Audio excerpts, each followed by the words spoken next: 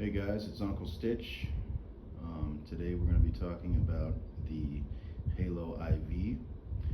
This one in particular is a Marfione Select. So there's a few reasons why I chose the Tanto Edge versus the drop point, and my personal style of should I ever need to use this thing. I tend to gear more towards Tantos than I do clip points coming out of an OTF, because it's a certain look that I'm trying to acquire. The problem is when it comes to Halos, when they are for sale, you're very, very lucky to get one before they're not for sale anymore. Marfione Select is that is the premium cream of the crop for Microtech. Microtech is one of my favorite brands. Everything that they produce always seems to have some kind of an angle to them that just looks beautiful. So what we have here is a Tanto Edge with a stonewash finish. This is Bowler M390 MK. Bowler M390 MK is a proprietary steel that is only produced for Microtech. Bowler M390 is available, but Bowler M390K is for Microtech exclusively. I gained my opinions on how I view knives that was shaped by a guy in Texas, and he really kind of put things into perspective for me, because essentially every knife that I was not allowed to have when I was a kid, when I became an adult, I immediately went out and wanted to buy. And switchblades obviously were something that I wasn't allowed to have as a kid, which sucked because I missed out on a lot of really cool knives that I could have collected over the years. But the time is now that I am able to acquire these things. So switchblades is usually, if not Balisongs, usually what I collect.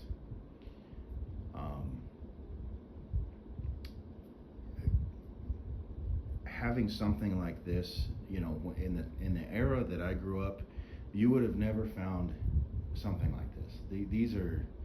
These OTFs are held to such a high standard that there's back in my day, if you had an OTF back then, you'd be lucky if the blade didn't fly out when you actuated it. Everything was made just total shit.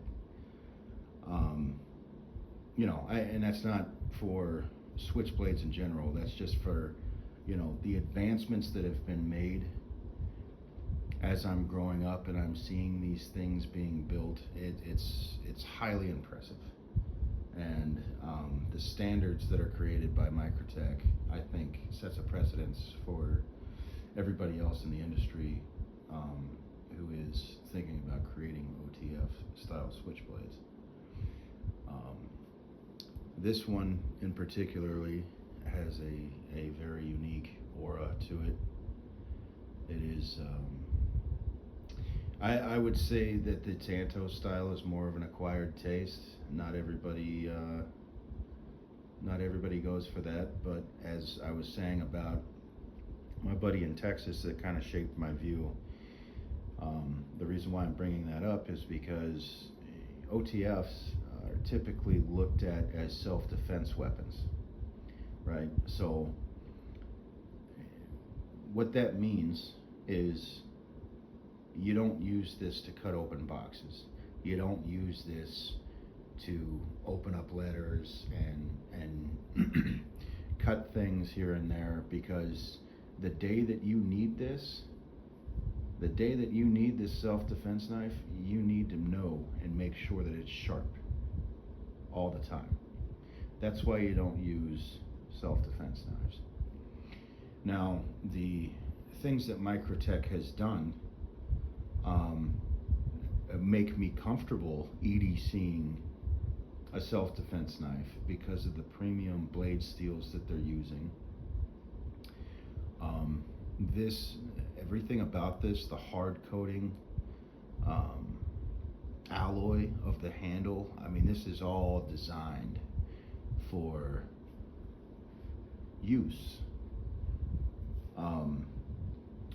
I haven't decided if I'm going to EDC this or collect it in the condition that it's in now. Obviously, collecting is still on the table, but the nice thing about Bowler M390 MK is the scratch resistance. When you are cutting through things, it doesn't scratch as much as 440C or CR13 MOV, blah blah blah blah blah, all that fucking, you know, AUS 8 steel, those things. So the premium blade steel that they've selected has a much higher tolerance that's geared towards being used. They want you to use this knife. With that being said, this is not a cheap knife, and I think we're all aware of that. Halos are one of the most highly sought after OTFs from Microtech. They frequently, when they do go on sale, they are gone within a couple of days. They're very difficult to get your hands on. So that handle, it's got a double vapor blasted stainless steel hardware. Again, everything about this was specifically geared towards heavy use, including the very screws that it is put together with. Those are high-end stainless steel screws that are not Chinese stainless steel. And for people that don't know what I'm talking about, and they're like, oh, stainless steel is stainless steel. The stainless steel is not stainless steel if stainless steel came from China. The stainless steel that comes from China has a carbon content in it, and it will rust. It's not true stainless steel. That's just like trying to say that the generic brand of Cinnamon Toast Crunch tastes just like the same thing. Believe me, it's not going to taste the same. So, you know, when you're looking at an American-made knife from an American knife company, there's a lot of companies out there that are skimping out by getting their things, their hardware, their springs, their steel, they're getting it from other countries, and they're claiming, oh, it's an American-made knife. That's not the case for this. This is 100% American-made, and thus there is a price for that, but it's worth paying because you're not buying shit. And that's the point that I wanted to make.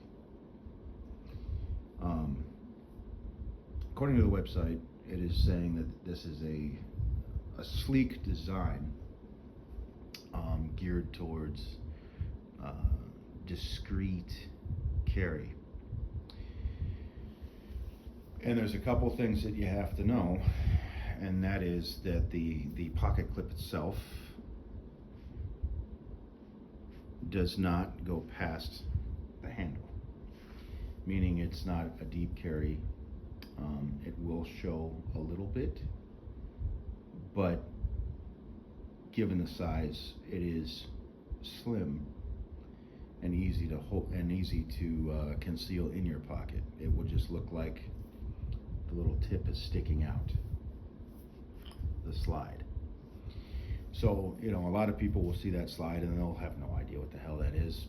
But, you know, when I'm looking at something like this, that if I were to carry this every day, which I might,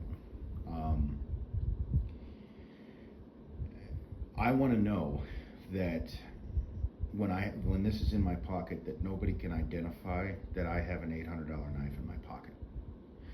I don't want them to know that I have a knife in my pocket until it's too late. And that's the purpose of having a self-defense knife. If everybody knows that you're armed, then what good is being armed? Because they're going to prepare themselves immediately for what you have. So, in my opinion, you know, when they say discreet carry, I kind of disagree with that. But it's not a bad thing, because the part that is going to show out of your pocket doesn't really look like a knife. It doesn't really look like a typical folder. This one, the MSI, for example. Scoot that back. Sorry, I kicked it.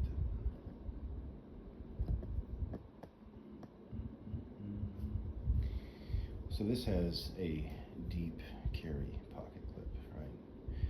Had that pocket clip not been there, people kind of recognize the shape of what a knife looks like sticking out of a pocket. This, unless you're an OTF fanatic, is going to look completely different in your pocket, and people might not know what that is. Could be a multitude of things. So,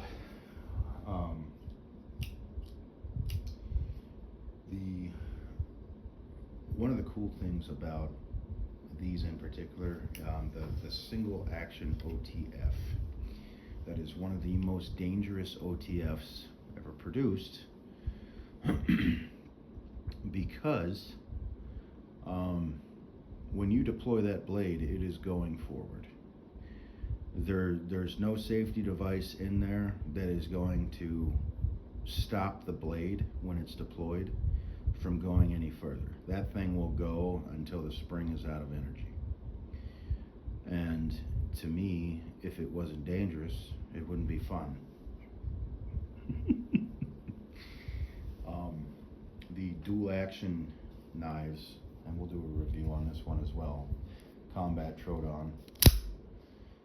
The dual action is, it needs your momentum to deploy, both forward and retract backwards. It needs your momentum. So when that blade comes out, if there's something in the way, it will actually stop the blade and throw it off track. It's kind of a safety feature. Pretty cheap. So anyway, the OTF that you're looking at, the Halo, does not have a safety feature. You press that button, that knife's coming out. Doesn't give a fuck who's in the way. And that makes it very appealing to me. As you can see, the ergonomics of the handle are very unique to an OTF. I have many OTFs, and none of them felt as comfortable as this one does. I did have a Halo 5 back in the day, and that Halo 5 was just a straight handle. Believe it or not, it was actually a very comfortable knife as well, but this fits into the fat part of the palm of my hand below my thumb, and the way that my hand melts into this handle gives me an incredible grip that I have full confidence that nobody's going to be able to rip that out of my hands unless I'm dead. And I feel like, you know, the fact that they paid attention to that and put jimping, you can see the jimping shining in the light, in those specific areas, was because they wanted to make sure that if you purchase a Halo from Microtech, that you're going to be the one using it and not somebody else ripping it out of your hands from you.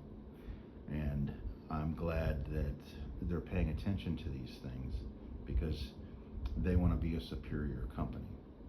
I think that's why they're spending so much time in engineering these knives, because they want to be a step above everybody else, and I believe they've achieved that. It's a very beautiful blade. It's very picturesque. It's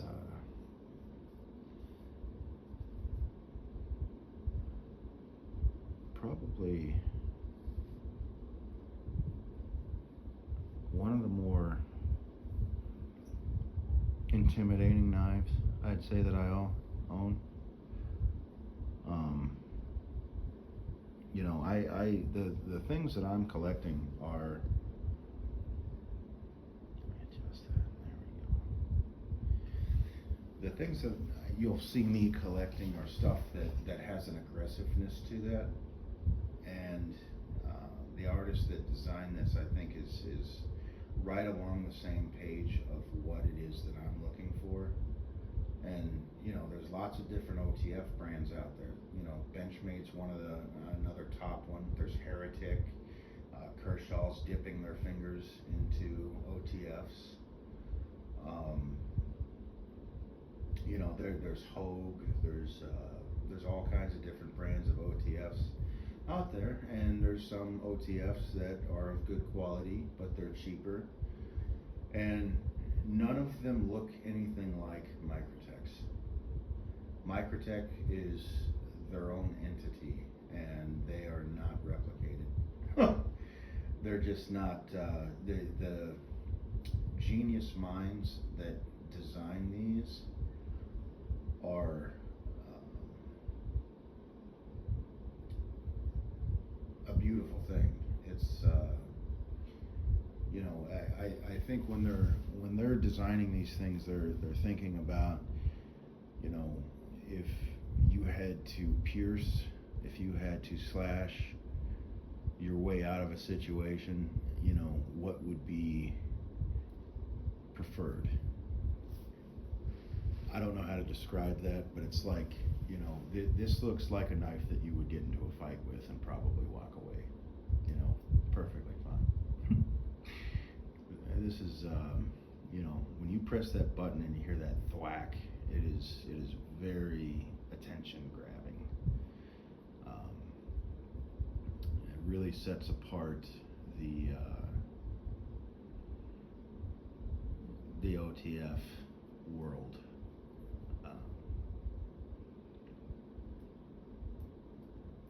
Man, that thing's fucking beautiful.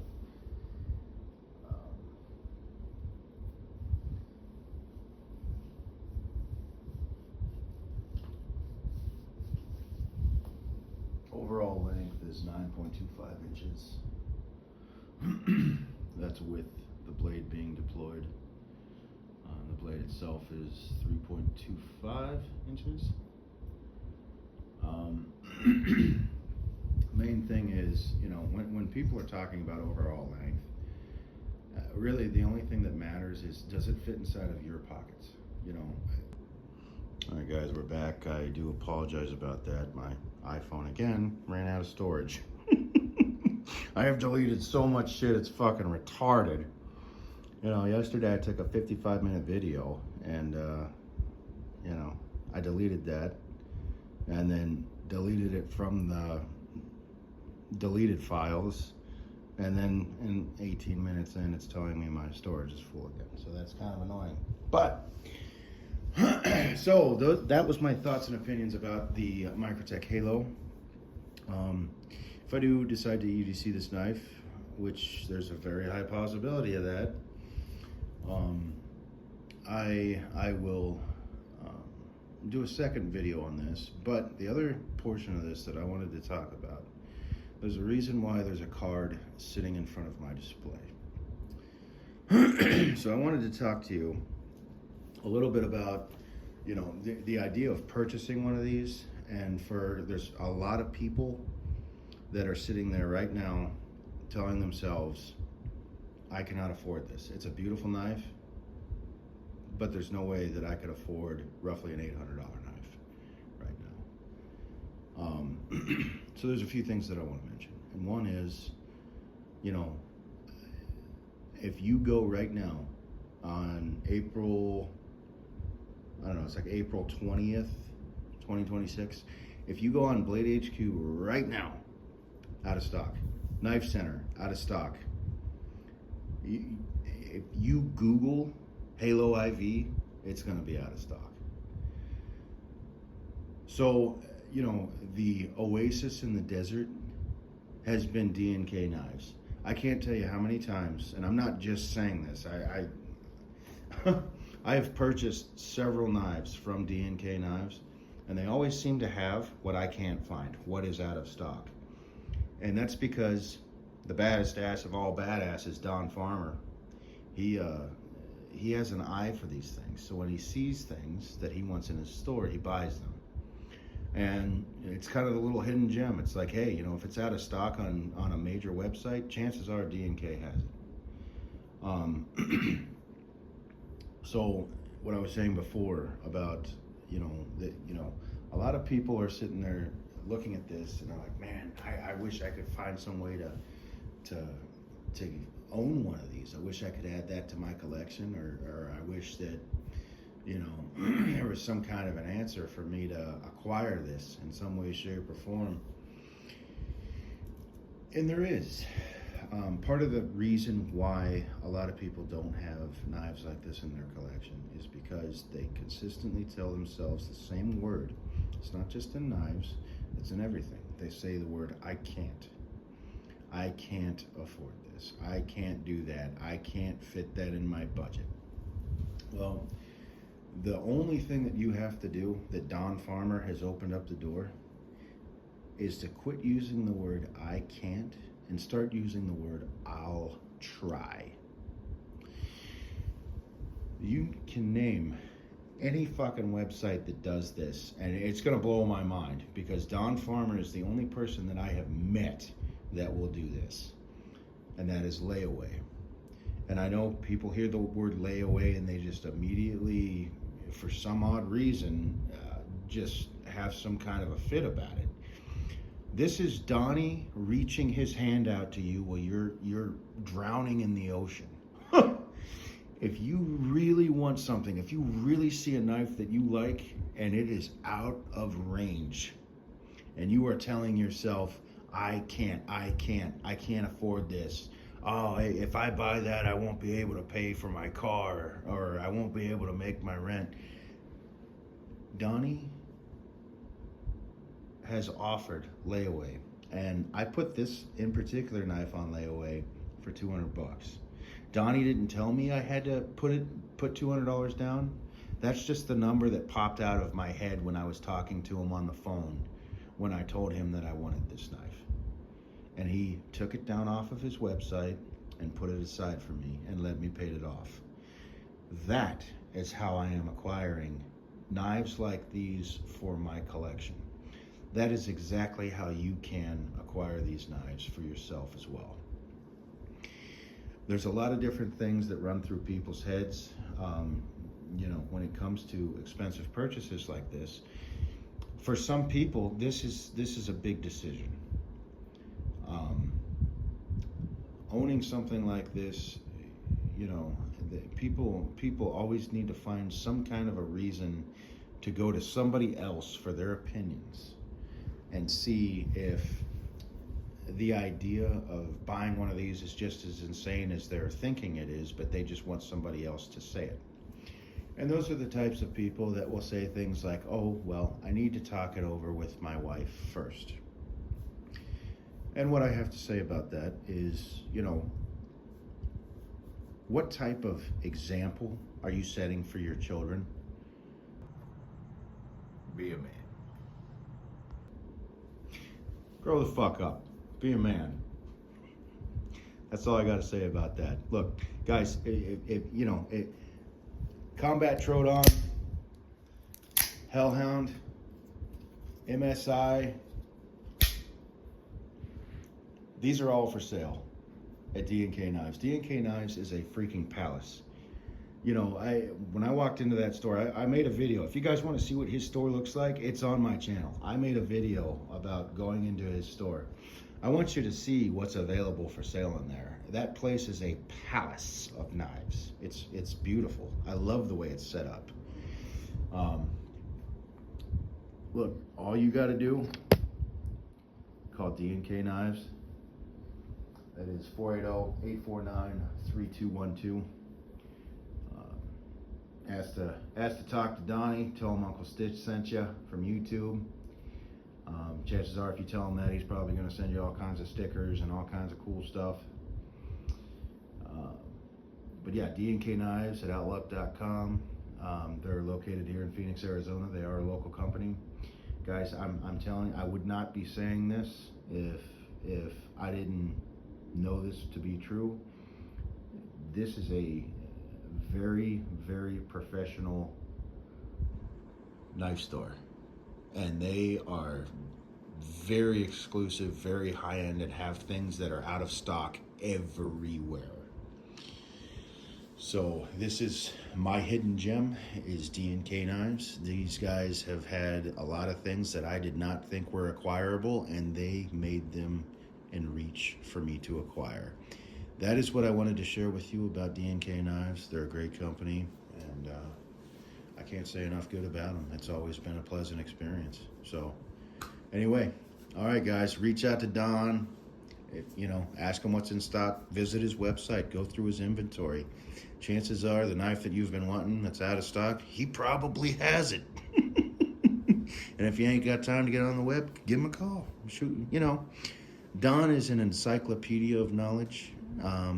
It's worth it to call up and talk to him, man. If you whether you want to talk to him about trying to budget out a knife, or if you want to talk to him about a situation that you're in that he thinks, oh, well, this would be a good EDC knife for you, because people have different jobs. So, he is a wealth of knowledge, and I have a lot of faith in that guy. He's pretty awesome, especially when you meet him in person. He's a really cool dude.